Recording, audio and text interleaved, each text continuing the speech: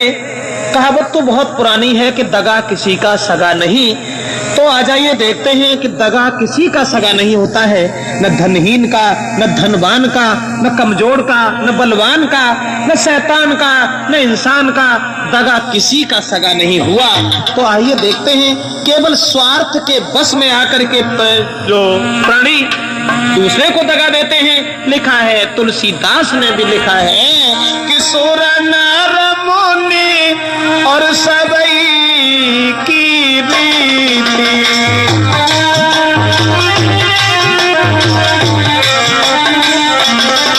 ये सोरा नार मुनि सबई की रीति, स्वार्थ लागे करे सब प्रीति।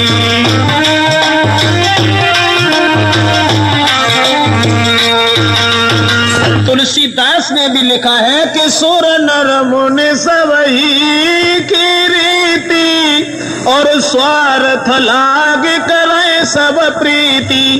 बिना स्वार्थ के, बिना मतलब के कोई किसी के करीब नहीं जाता, बिना स्वार्थ के कोई झूठ नहीं बोलता, बिना स्वार्थ के कोई अन्याय नहीं करता, बिना मतलब के कोई किसी की बात नहीं सुनता।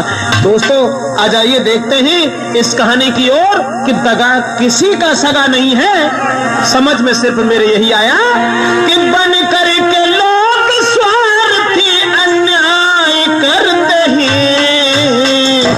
कब? अपने स्वार्थ में, कि बन करके लोग स्वार्थी और अन्याय करते हैं और लेते हैं जान और की खुद दुख उठाते हैं। लेते हैं जान और की खुद दुख उठाते हैं। लेते हैं जान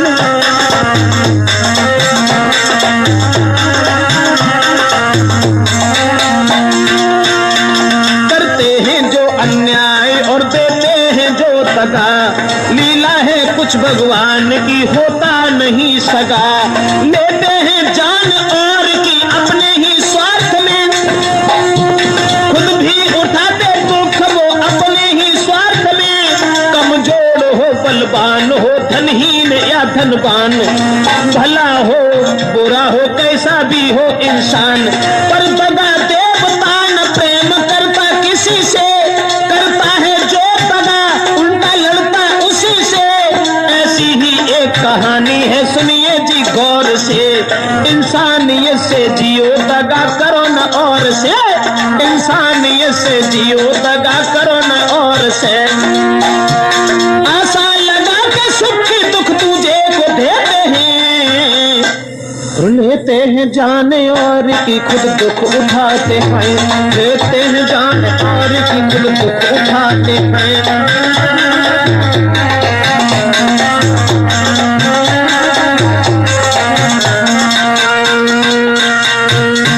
सज्जनों तो आ जाइए देखते हैं कि दगा किसी का सगा नहीं है। इस कहानी की ओर जरा गौर करें भक्तजनों। चाहे इंसान भला हो चाहे बुरा हो, लेकिन दगा किसी का भी सगा नहीं हुआ।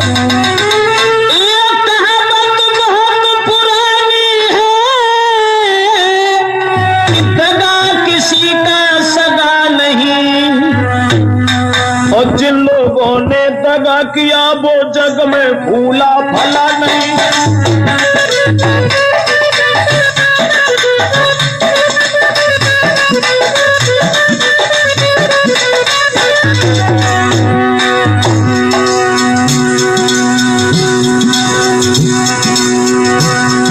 दगा किसी का सगा नहीं हुआ।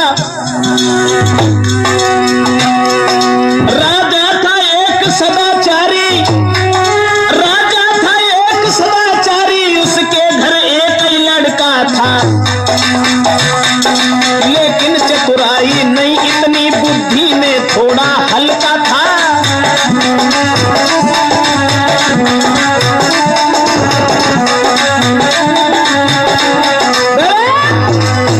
दोस्तों एक राजा का लड़का देखने में तो खूबसूरत था, लेकिन बुद्धि में इतना तेज नहीं था, चतुर नहीं था। तो उनके मंत्री जो थे, मंत्री का लड़का बहुत चालाक था। एक दिन राजा ने अपने मन में सोचा कि मंत्री को बेटा चतुर बहुत, क्या शासन चले हमारे।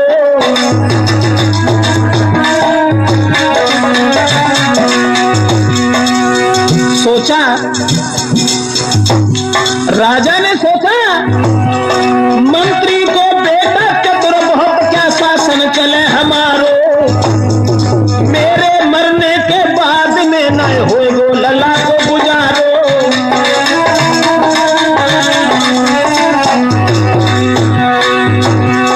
महाराज कुमार की गुजर होने की नाए, और किसी तरह मंत्री के बेटा को में दे मरवाए। लेकिन दगा देवता ने है नहीं मन की मानी है, लेकिन दगा देवता ने है नहीं मन की मानी है। राजा का लड़का इतना चालाक नहीं था, मंत्री का लड़का चतुर था। एक दिन राजा ने यह सोचा कि मेरे मरने के बाद में और मेरे बेटे का गुजारा नहीं होगा, ये राज्य छीन लेगा। इससे अच्छा तो ऐसा होना चाहिए कि ये खत्म हो जाए, मर जाए। यह बात सोच करके तुरंत ही उन्होंने दगा कर दिया उस लड़के के साथ में, और एक कसाई को अपने पास बुला लिया और जवाब दिया कि भैया देखो, मैं चुपचाप तुमसे एक बात कहने के लिए उत्सुक हूं कि मैं तुम्हारे पास से रोज मीट मंगवाता हूं, लेकिन एक काम करना।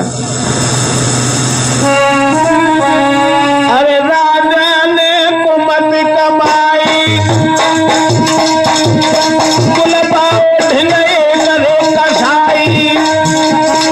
चोरी चोरा दो समझाई, और कुछ इनाम दो है दहाई।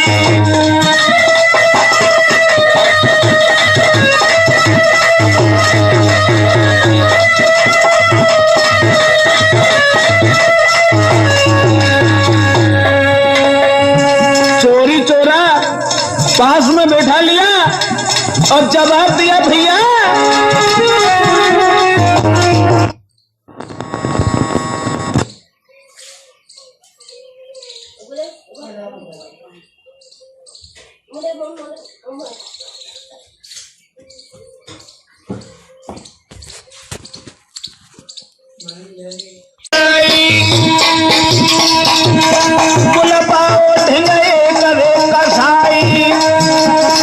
चोरी चोरा दो समझाई, और कुछ इनाम दो है दहाई।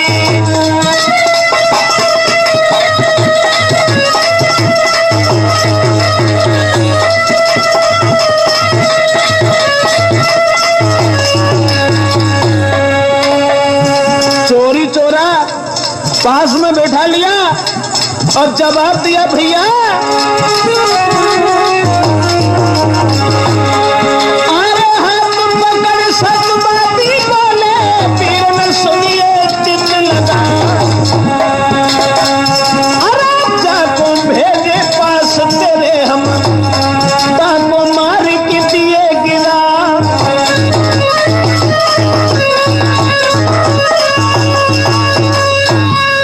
राजा ने कपट की चाल चली। ये सोचा कि मेरा लड़का मूर्ख है, मंत्री का लड़का तेज है, हो सकता है कि हमारे मरने के बाद में और ये मंत्री का लड़का मेरे बेटा को शासन नहीं करने देगा। इससे अच्छा तो ये है कि इसे अभी मरवा देना उचित है। कसाई से कहा कि तुम ऐसा करो, हम जिस लड़का को तुम्हारे पास भेज दें और उसी को जान से मार देना। हम भेजेंगे मीट का बहाना करने के बाद में, और उसे ही मार देना जो तुम्हारे पास आ जाए। उसे तो इनाम दे करके भेज दिया कसाई को। फिर मंत्री के लड़का को गोद उठाया। गोद उठाने के बाद दोस्तों, करो कपट को प्यार बोध बैठारे कुमर समझाओ, और जाओ कसाई के पास अरे थोड़ी सी मीठ ले।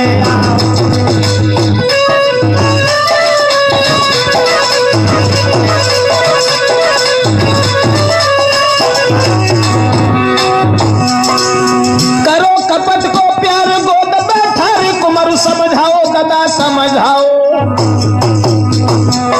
तुम जाओ कसाई के पास अरे थोड़ी सी मीठ ले आओ।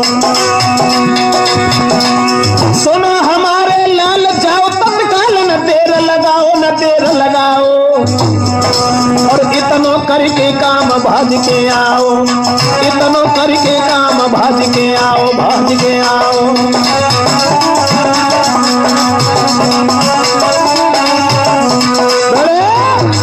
दोस्तों, राजा ने कपट का प्यार किया और जवाब दिया कि तुम उस कसाई के पास चले जाओ बेटा।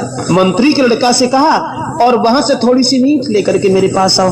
और लड़का चला, भोला भाला बालक नहीं समझ पाया मेरे साथ क्या होने के लिए जा रहा है, और उस कसाई से पहले ही कह दिया था कि हम जिसे भी भेज दे तुम्हारे पास में उसी को जान से मार देना। उधर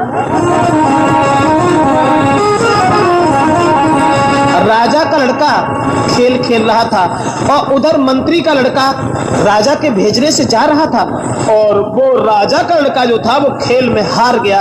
और जब खेल में हार गया तुरंत ही माने जब मंत्री के लड़का को तो वो देखो कलाई पकड़ी और जवाब दिया, भैया तू ऐसा कर, तू इस खेल में तेज है, तू हमारी जगह खड़ा हो जा और तेरा काम हम करके चले आएंगे। नहीं समझ पाया उसने कि क्या होगा क्या नहीं होगा। अब राजा को लड़का जो है तो सो मंत्री के लड़का को काम करने के लिए चलो, और मंत्री का लड़का जो था वो खेल में लग गया। गहरे दगा देवता।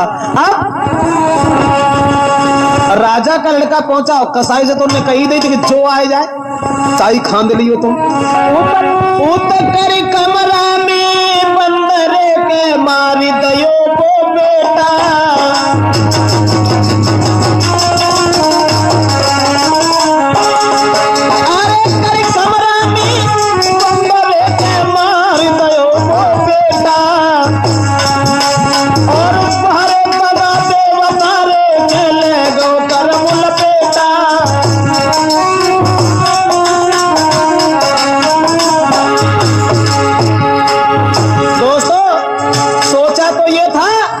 मंत्री का लड़का मारा जाएगा, लेकिन कुदरत की देन से बच नहीं पाया, राजा का लड़का मारा गया। महाराज कुंवर मंत्री को पहुंचो आए, सुनी हकीकत जब राजा ने गिरो तड़ा तो खाए, लेकिन बंसी वाले से हम तेरी लीला से निकल नहीं पाए, लेकिन धर्मी वाले से हम तेरी लीला से निकल नहीं पाए।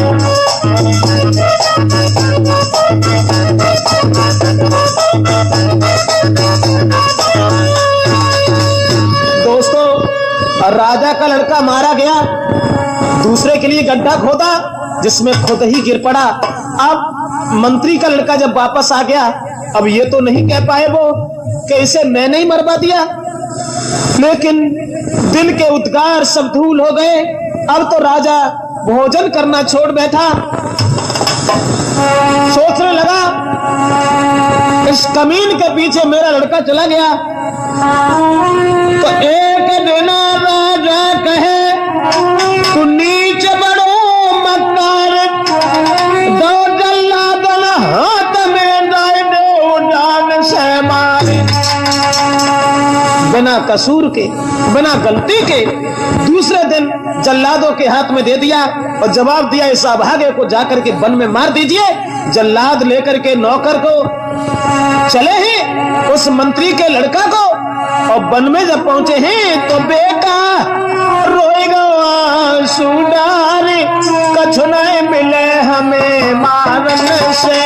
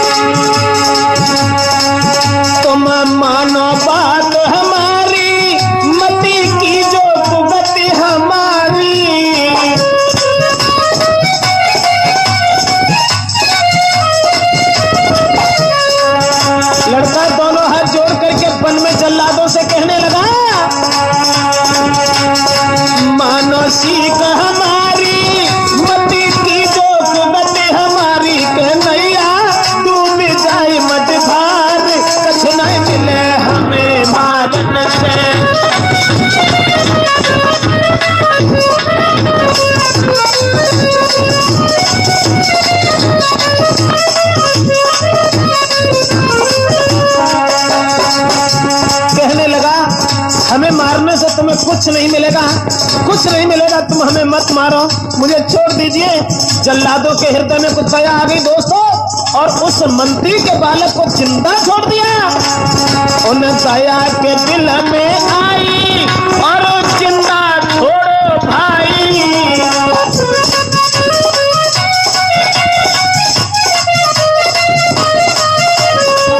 उन दया गई दिल आई और जिंदा छोड़ो भाई। नीनो ये नहीं रना को मार, कुछ नहीं मिले हमें मारने से।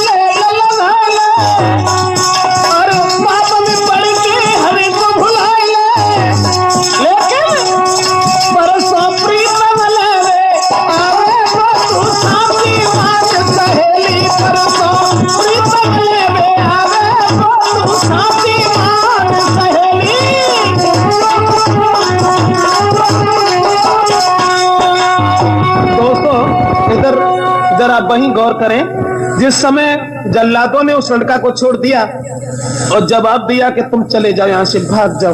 अब जल्लाद तो चले आए और राजा ने यह समझा कि मैंने उसे मरवा दिया, लेकिन वो जिंदा बना रहा। अब भागता हुआ परेशान हर तरीका से वो दूसरे शहर में पहुंच गया। जान तो बच गई, लेकिन दूसरे शहर में पहुंच गया। दगा उस राजा का सगा नहीं हुआ। अब दो शहर दूसरे आए, सुनो चितलाई न देर लगाई, और भूख से उड़ रहे हो सरे के अन्न मिलो है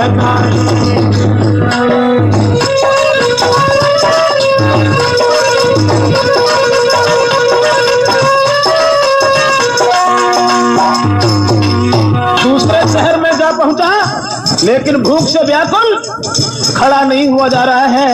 एक घर के पास में जाकर बेहोश हो गया। एक कन्या पहुंची आई, बड़ा दिल लाई अर्ज सुनाई, क्या दुख को कारण देव हमें बतलाई, क्या दुख को कारण देव हमें बतलाई।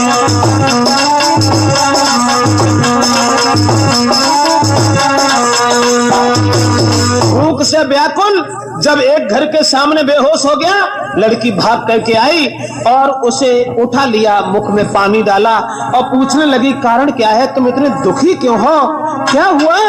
अरे सोने के कहानी दया रे दिल लाई,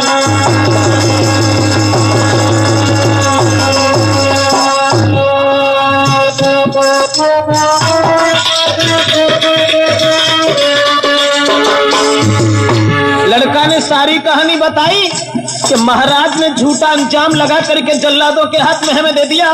मेरा कोई कसूर नहीं था, कोई कसूर नहीं था, लेकिन अब संसार में मेरा कोई नहीं है। तो वो लड़की सुन के कहानी दया रे दिल में लाई, अपने ले गई घर रे बुलाई।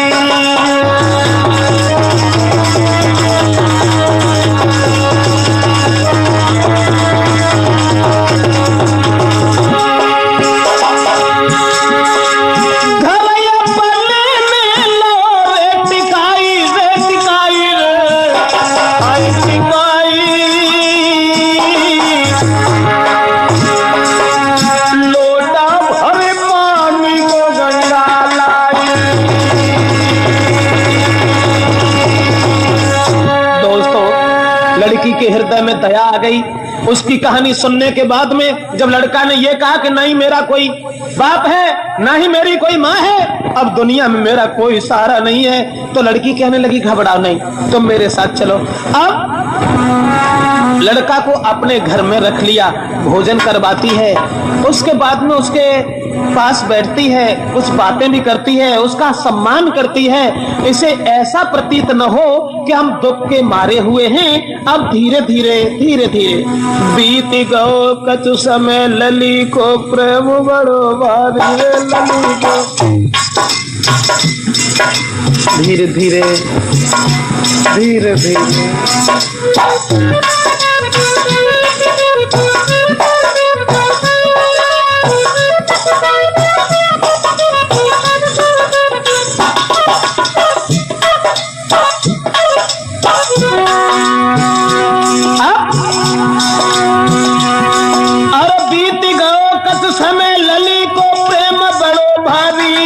मंत्री की बेटा की सूरत पे हुई गई बलिहारी।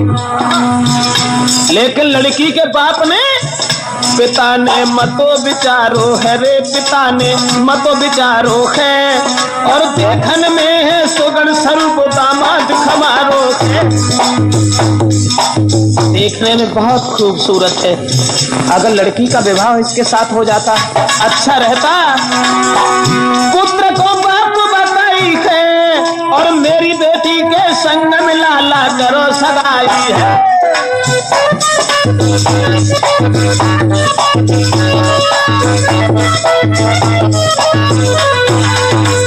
दोस्तों, जवाब दिया लड़की ने अपने पिता से कि तुम्हारा दामाद अगर ये बन जाए तो अति अच्छा है, तो मेरा विवाह इसी के साथ कर दो।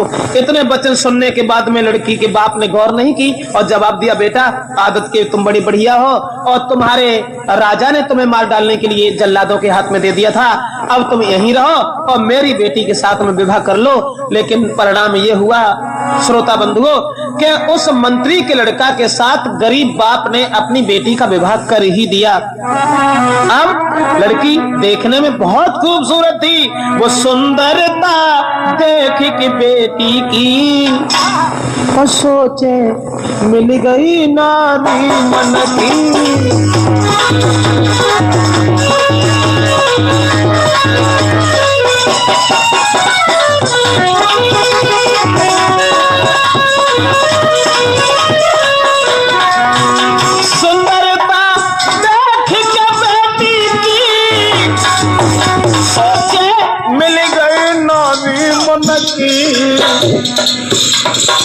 कहाँ जल्लादन के हाथ में मरे देखने जा रहे थे, अब ब्याह और सोच रहा है तीनों जीवन तुमने हमको। लड़की से बोला हाथ पकड़ करके कि हम तो मरे जा रहे थे भूख और प्यास से, लेकिन तीनों जीवन तुमने हमको, अब चिंता मिट गई सब तन की।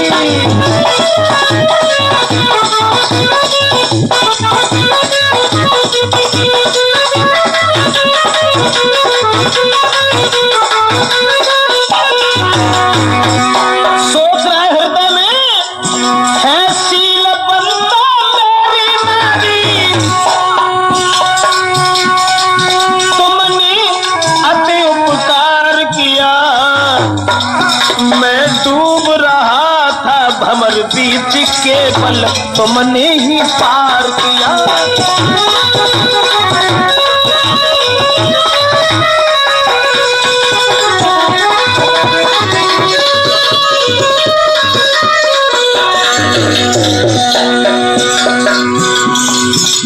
लड़की का हाथ अपने हाथों में ले लिया। अगर तुम न होती तो संसार में मैं भी जिंदा नहीं होता। तुमने बड़ा उपकार किया मेरे साथ। मैं जब तक जिंदा दुनिया में तुमको न कभी भुलाऊंगा। जो कहो करे हम काम वही आऊंगी वो ही लाऊंगा।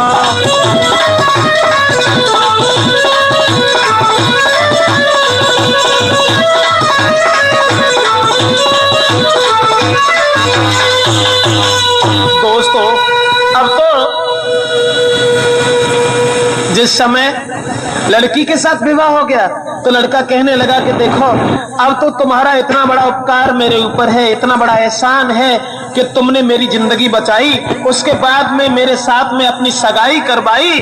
अब मैं तुम्हें जिंदगी भर कभी धोखा नहीं दे सकता, कभी कोई दगा नहीं दे सकता, कभी मैं तुम्हें छोड़ नहीं सकता कि सब उपकार और मेरी जिंदगी तुम्हारे ही हाथ में थी। उसके बाद धीरे धीरे कुछ समय बीतने लगा और उसी गरीब के घर में वो रहने लगा अपनी स्त्री को लेकर के। मगर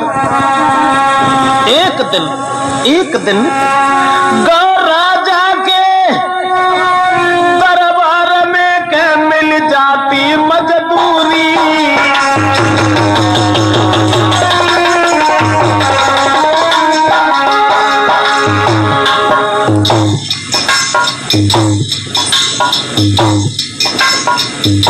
एक दिन लड़की को घर में छोड़ दिया, राजा के दरबार में चला गया। सोचने लगा कि नौकरी कर लें, मजदूरी कर लें, मेरी पत्नी बड़ी सुशील है, हम अपनी पत्नी के साथ रहेंगे। राजा के दरबार के मिल जाती मजदूरी। तब होती गुजरा हमारी रे, आए होती गुजरा हमारी रे, पैसा की है मजबूरी।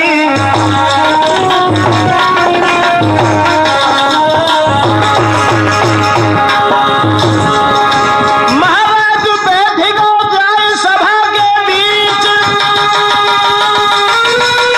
महाराज बैठ गो जाए सभा दरबार। राजा ने तब हाथ जोड़ के गले बचन उच्चारित, कैसे आपन भाव तुम्हारो देता हमको मत नहीं, कैसे आपन भाव तुम्हारो लाला हमको मत नहीं।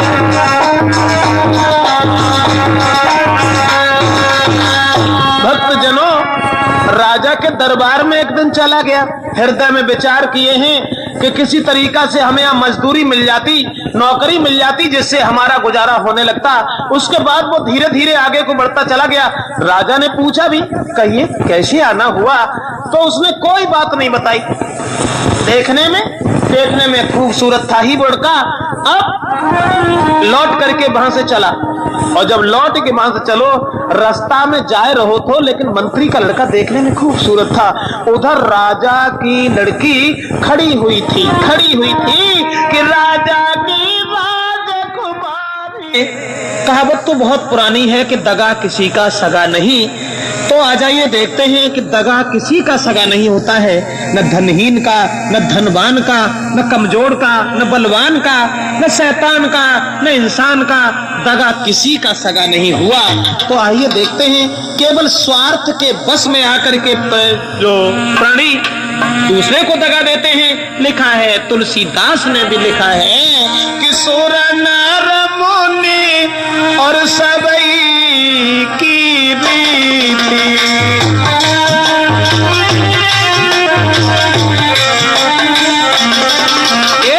सुर नर मुनि सबई की रीति, स्वार्थ लागे करे सब प्रीति।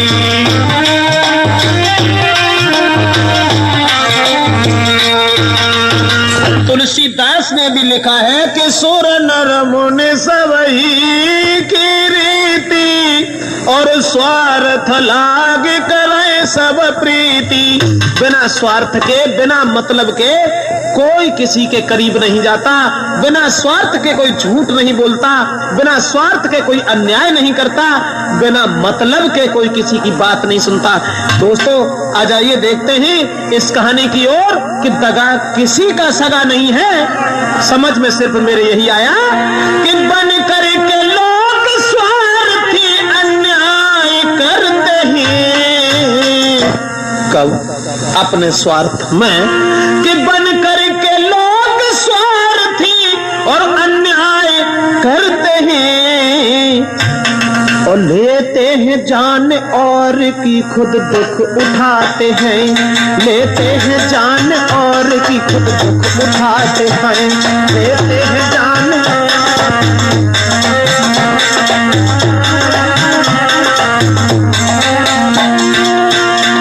करते हैं जो अन्याय और देते हैं जो दगा। लीला है कुछ भगवान की, होता नहीं सगा। लेते हैं जान और की अपने ही स्वार्थ में, खुद भी उठाते दुख वो अपने ही स्वार्थ में। कमजोर हो बलवान हो, धनहीन या धनवान, भला हो बुरा हो कैसा भी हो इंसान, पर दगा देवता न प्रेम करता किसी से, करता है जो दगा उल्टा लड़ता उसी से। ऐसी ही एक कहानी है सुनिए जी गौर से, इंसानियत से जियो दगा करो न और से, इंसानियत से जियो दगा करो न और से। आशा लगा के सुख की दुख तुझे को देते हैं, लेते हैं जान और की खुद दुख उठाते हैं, लेते हैं जान और की खुद दुख उठाते हैं।